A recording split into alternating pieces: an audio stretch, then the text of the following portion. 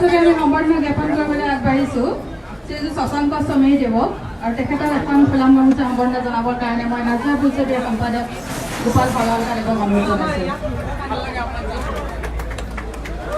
এইবাৰ আমি সম্বৰ্ধনা জ্ঞাপন কৰিবলৈ লৈছোঁ শ্ৰীযুত ত্ৰিদীপ লাহন দেৱক আৰু তেখেতক সম্বৰ্ধনা জ্ঞাপন কৰিবৰ কাৰণে মই সুনীল ফুকন দেৱক অনুৰোধ জনাইছোঁ।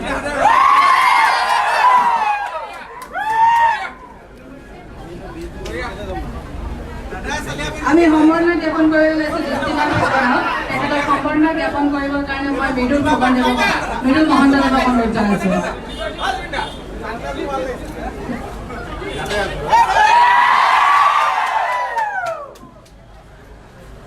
আমি সম্বৰ্ধনা জ্ঞাপন কৰিবলৈ লৈছোঁ অভিনেত্ৰী তনয়া নন্দী আৰু তেখেতক সম্বৰ্ধনা জ্ঞাপন কৰিবৰ কাৰণে মই গোপাল ভৰালকা দেৱক অনুৰোধ জনাইছোঁ।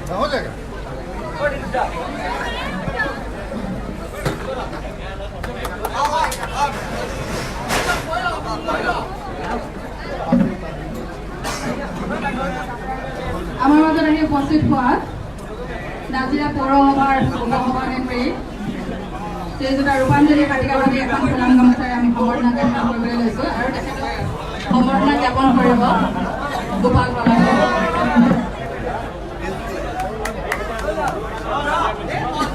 এইবাৰ আমি সম্বৰ্ধনা জ্ঞাপন কৰিবলৈ আগবাঢ়িছোঁ নাজিৰা শিমলুগুৰি জুবিন গাৰ্গ ফেন ক্লাবৰ তৰফৰ পৰা। প্ৰথমে আমি আমাৰ সকলোৰে প্ৰিয় শিল্পীগৰাকীক নাজিৰা শিমলুগুৰি ফেন ক্লাবৰ হৈ সম্বৰ্ধনা জ্ঞাপন কৰিব আৰোহণ বৰগোহাঁই।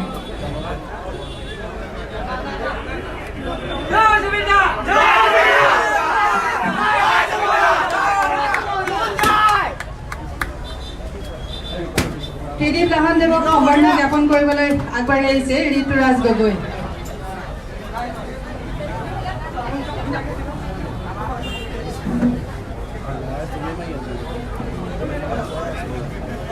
শশাংক সমীৰ দেৱক সম্বৰ্ধনা জ্ঞাপন কৰিবৰ কাৰণে আমি আমন্ত্ৰণ জনাইছোঁ পিটু গগৈ।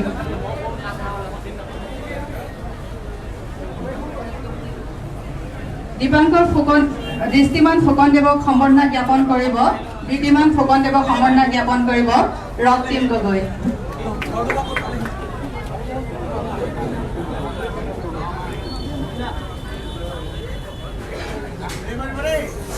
অভিনেত্ৰী তনয়া নন্দীক সম্বৰ্ধনা জ্ঞাপন কৰিব প্ৰীতম গগৈ।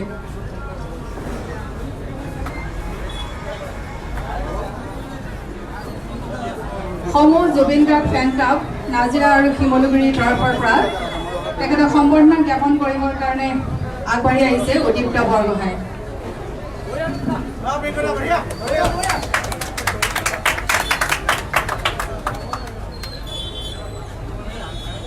আমাৰ মাজত উপস্থিত থকা ৰূপা মহন্ত ডাঙৰীয়াই তেখেতক ব্যক্তিগতভাৱে সম্বৰ্ধনা জ্ঞাপন কৰিবলৈ আগবাঢ়িছে। এয়া ৰূপা মহন্ত।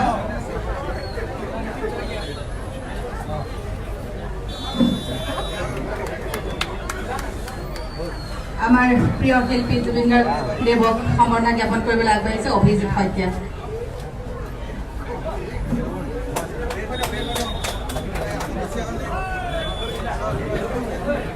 আমাৰ সম্বৰ্ধনা অনুষ্ঠান আমি সদ্যহতে ইমানতে সমাপ্ত ৰাখিছোঁ। পাছত আমি পুনৰ এই অনুষ্ঠানলৈ আগবাঢ়ি যাম। এতিয়া পাছৰ কাৰ্যসূচীত আমি আগবঢ়াই যাবৰ কাৰণে তেখেতৰ সংগীসকলৰ হাতত মাইক্ৰফোন পাওঁ।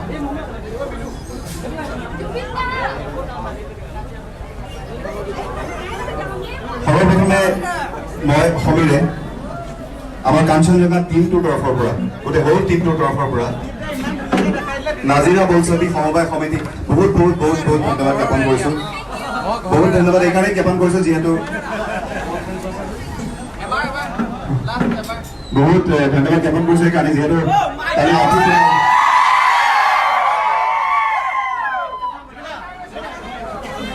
কালি ৰাতি প্ৰায় 10:30 বজাতহে মৃদুলাক মই ফোন কৰিছোঁ আৰু মৃদুলাক ফোন কৰাৰ পিছত মৃদুলাই এইখিনি অৰ্গেনাইজ কৰি দিলে। তাৰ বাবে বহুত ধন্যবাদ।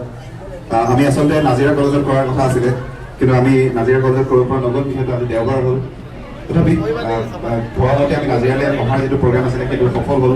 আপোনালোক সকলোকে লগ পালোঁ। আমাৰ এটাই কথা এটা কথাৰ বাবে আপোনালোকৰ ওচৰলৈ আহিছোঁ। অসমীয়া চিনেমাৰ খুব উত্তৰোত্তৰ এইখিনি সময় খুব ভাল লগা সময়। এইখিনি সময়তে অহা 6 ছেপ্টেম্বৰ তাৰিখে অহা 6 ছেপ্টেম্বৰ তাৰিখে অসমৰ যিমানবিলাক ছবিঘৰ আছে সকলো ছবিঘৰত, তাৰোপৰি ভাৰতবৰ্ষৰ বিশেষ কোনো স্থানত আৰু ভাৰতবৰ্ষৰ বাহিৰৰ কিছু স্থানত একে সময়তে ৰিলিজ কৰা হ'ব জুবিন গাৰ্গ পৰিচালিত তৃতীয়খন চিনেমা কাঞ্চনজংঘা। কাঞ্চনজংঘা এটা সৰু টিম, মই, ত্ৰিদীপ লাহন, জ্যোতিমান ফুকন, তনয় নন্দী আৰু জুবিন গাৰ্গ, আমি এইকেইজনে আপাৰ আছামৰ ফালে ঘূৰি ফুৰিছোঁ। আমাৰ আজি তৃতীয়টো দিন। আমি তিনিচুকীয়া, শিৱসাগৰ, তিনিচুকীয়া তাৰপিছত ডিব্ৰুগড়, তাৰপিছত আজি আমি মৰাণ কৰি আহি পেলাই নাজিৰালৈ আহিলোঁ। কাইলৈ আমাৰ শিৱসাগৰত আছে। ঠিক এনেকৈ ঠিক 20 দিনীয়া কাৰ্যসূচীলৈ আমি গোটেই অসমখন ঘূৰিম। যদিও আপোনালোক সকলোকে আমি নিমন্ত্ৰণ জনাবৰ বাবে, আপোনালোকক ব্যক্তিগতভাৱে ক'বৰ বাবে ইয়ালৈ আহিছোঁ যে যোৱা 2টা বছৰ ধৰি আমি খুব বেছি কষ্ট কৰি পেলাই এই কাঞ্চনজংঘা চিনেমাখন একেলগে কৰিছোঁ। আমি তেজপুৰ চহৰত শ্বুটিং কৰিলোঁ, মাজুলীত শ্বুটিং কৰিলোঁ। চ' শেহতীয়াভাৱে গানৰ কামবিলাকত শেষ হৈ অহা 6 তাৰিখে আপোনালোকৰ কাষলৈ আহিব। মই ভাবোঁ যে যোৱা 17টা বছৰ ধৰি সপোন দেখি থকা এখন বিশেষ চিনেমা জুবিন গাৰ্গৰ এখন চিনেমা, এই চিনেমাখনৰ গল্পটোক আপোনালোকে একেবাৰে সাম্প্ৰতিক, আপোনালোকে নিজৰ ধৰণেৰে অসমীয়াকৰণ কৰি পেলাই আপোনালোকে অসমীয়া হিচাপে এখন ল'ব পাৰিব। নাজিৰালৈ অহাটো মোৰ বাবে খুব সৌভাগ্যৱান, যিহেতু ময়ো নাজিৰাৰ ল'ৰা নিচিনা। যিহেতু নাজিৰাত মোৰ এখন ঘৰ আছে, মোৰ বাইদেউক মই নাজিৰা চহৰলৈ বিয়া দিছোঁ। আপোনালোক সকলোৱে পৰিচিত মোৰ আইডল, মই যাক পূজা কৰোঁ, সেইগৰাকী হৈছে অৱনী বৰঠাকুৰ, তেওঁৰে পুত্ৰলৈ। গতিকে মই তালৈ আহিয়ে থাকোঁ। যি নহওক, আপোনালোক সকলোকে নাজিৰালৈ আহি নাজিৰা মাটি থাকি কওঁ, অসমীয়া চিনেমা চোৱাৰ অভ্যাস কৰক আৰু সেইবাবে আমাৰ কাঞ্চনজংঘা চাওক। খুব বেছি দীঘলীয়া নকৰোঁ, আমি আকৌ যাবগৈ লাগিব। আমি বহুতে আজি কথা কোৱাৰ ইচ্ছা নকৰোঁ এতিয়া, যিহেতু জুবিন গাৰ্গ আছে। জুবিনদাৰ ফালৰ পৰা আহ্বান কৰিব, আপোনালোক সকলোকে নিমন্ত্ৰণ জনাব আৰু আপোনালোক সকলোৱে আহিব বুলি আমি আশা কৰিছোঁ। অহা 6 ছেপ্টেম্বৰ তাৰিখে, কিমান তাৰিখে? অহা 6 ছেপ্টেম্বৰ তাৰিখে কি চিনেমা? কাৰ চিনেমা? অহা 6 ছেপ্টেম্বৰ আপোনালোকে জুবিন গাৰ্গৰ পৰিচালনাৰ এই চিনেমাখনত জুবিন গাৰ্গে অনিৰ্বাণ নামৰ চৰিত্ৰ এটাত অভিনয় কৰিছে, মই সমীৰ নামৰ চৰিত্ৰ এটাত অভিনয় কৰিছোঁ, ত্ৰিদীপ লাহনে ভাইটিৰ চৰিত্ৰত অভিনয় কৰিছে। আমাৰ চিনেমাখনৰ ভিলেইনজন হৈছে জ্যোতিমান ফুকন। জ্যোতিমান ফুকনৰ ভায়েক ভিলেইন ত্ৰিদীপ লাহন, আৰু জ্যোতিমান ফুকনৰ গাৰ্লফ্ৰেণ্ডৰ কেৰেক্টাৰটো কৰিছে বেবী ডল তনয়া নন্দী। যি নহওক, আমি সৰু টিমটো আহিছোঁ আৰু গোটেই টিমটোক আপোনালোকে অনাগত কেইটামান দিনত আপোনালোকে দেখিবলৈ পাব। আপোনালোক সকলোকে বহুত ধন্যবাদ জ্ঞাপন কৰিছোঁ এই সময় আমাক দিয়াৰ বাবে। বহুত ধন্যবাদ। অসমীয়া চিনেমা আপোনালোকে আগুৱাই লৈ যোৱাৰ বুলি আশা কৰিছোঁ আৰু মই জুবিন দালৈ ডাইৰেক্ট মাইক্ৰফোনটো দি দিব খুজিছোঁ।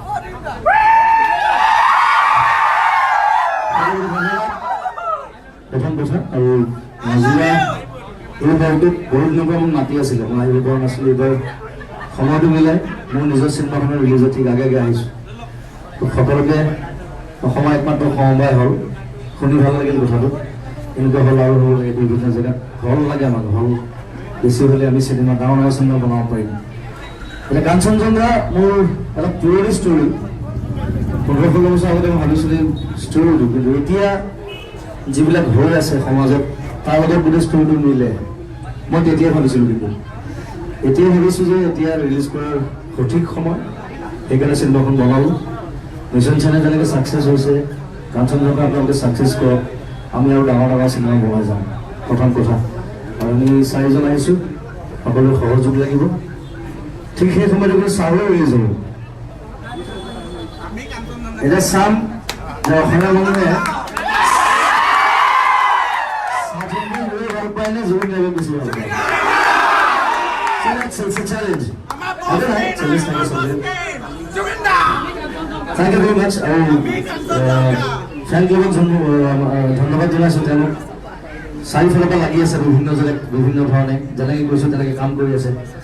ফ্লাড ৰিলিফ হওক, ট্ৰানজিশ্যন হওক, মানুহক সহায় কৰা হওক, চিনেমা হওক, সকলো ক্ষেত্ৰতে তেওঁলোকক পুনৰ ধন্যবাদ। আমি বহুত ফেন ক্লাব জুবিন গাৰ্গ একেলগে একেডাল খুঁটাৰে কথা। চ' সেইকাৰণে ধন্যবাদ জনাইছোঁ সকলোকে। বেছি দেৰি নকৰোঁ। আজি চিনেমাখন এটা গান ৰিলিজ হৈছে, ধূলিকণা দেখিছে আপোনালোকে। আৰু ট্ৰেইলাৰটো নিশ্চয় চাইছে, ট্ৰেইলাৰটো চাই গম পাইছে চিনেমাখন অলপ বেলেগ ধৰণৰ চিনেমা। চিনেমাখন অকণমান ডাঙৰ হৈ আছিলে চিনেমা। একেবাৰে সৰু আছিলে চাব পাৰে কিন্তু হয়তো ভালকৈ বুজি নাপাব যেনিবা কিন্তু চাব পাৰে মোক ভাল পায় সেইটো চাবলৈ আহিব কিন্তু ডাঙৰ ল'ৰা ছোৱালীবিলাকে চবে চাব লাগে কিন্তু তেওঁলোকৰ জেনেৰেশ্যনৰ তেওঁলোকৰ প্ৰব্লেমছ তেওঁলোকৰ ফ্ৰাষ্ট্ৰেশ্যন তেওঁলোকৰ সুখ তেওঁলোকৰ দুখ তেওঁলোকৰ হেপিনেছ এই গোটেইখিনি বস্তু ইয়াত মই দেখাবলৈ বিচাৰিম ছাত্ৰ হিচাপে অভিনয় কৰিছোঁ ইয়াত কলেজৰ ছাত্ৰ আৰু ষ্টৰিটোৰ বিষয়ে বেছি নকওঁ কৈ দিলে চিনেমাখন চাই মজা নাপাব সৰু চিনেমা 1:40 মিনিটৰ চিনেমা কেতিয়া আৰম্ভ হ'ল কেতিয়া শেষ হ'ব গমেই নাপাব চ' সকলো আহিব হললৈ 6 ছেপ্টেম্বৰৰ পিছত আৰু আজি গধূলি সময়ত চিনেমাখনৰ বেছি গান নাই দুটা গান আছে এই দুই নম্বৰ গানটো আজি ৰিলিজ হ'ব আজি এটা ভাল দিন আহিছে আপোনাৰ ওচৰত 2 নম্বৰ গানটো চ' 2 নম্বৰ গানটো মই গাব বিচাৰিছোঁ আপোনাৰ ওচৰলৈ প্ৰীতি ভৰা